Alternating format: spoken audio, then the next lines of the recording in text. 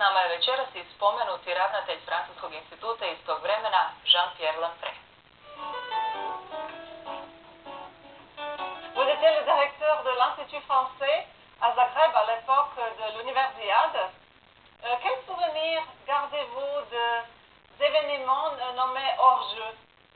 Ce que je retiens, c'est cette formidable cohorte de garçons et de filles de l'école des beaux-arts de Zagreb qui, quelques mois auparavant, avant que les Jeux ne commencent, avaient envahi mon bureau à l'Institut Preradovićeva et m'avaient demandé si je voulais bien être le complice au sens le plus bienveillant du terme de ce qu'ils envisageaient de faire, c'est-à-dire de parodier artistiquement l'ensemble des épreuves qu'il allait y avoir pendant ces Jeux et de faire en sorte que l'on puisse envahir les rues et les places avec des manifestations qui étaient toutes des manifestations artistiques, finalement de haut niveau, mais faites par des étudiants.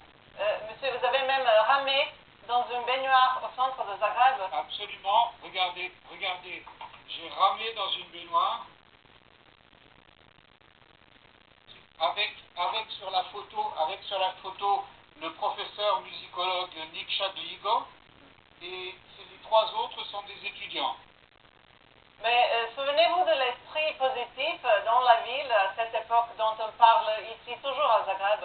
Ce qui était extraordinaire, c'est que c'était une véritable action de diplomatie culturelle. Parce qu'il faut se souvenir que vous savez que les Jeux universitaires des étudiants, normalement, sont une espèce de répétition des vrais Jeux olympiques. Et ça faisait déjà 2 éditions des Jeux olympiques où il n'y avait pas eu tous les pays du monde ensemble, puisque une fois il y avait eu le boycott des Américains sur les Russes, et une fois il y avait eu le boycott des Russes sur les Américains.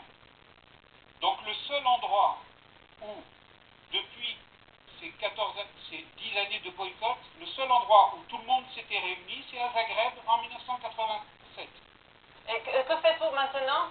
Vous êtes retraité, vous habitez où?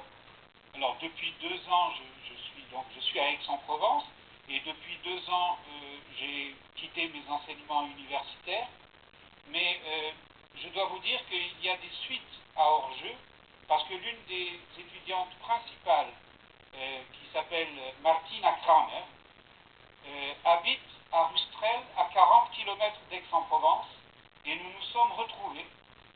Et c'est comme une continuation de ces jeux qui n'en finissent pas et de ce hors-jeu qui continue à travers des relations entre la Croatie et des Français, et les Français et des Croates. Merci, Monsieur Lamprey, je vous remercie pour cette interview et bonne chance. Merci, madame. Vraćamo se u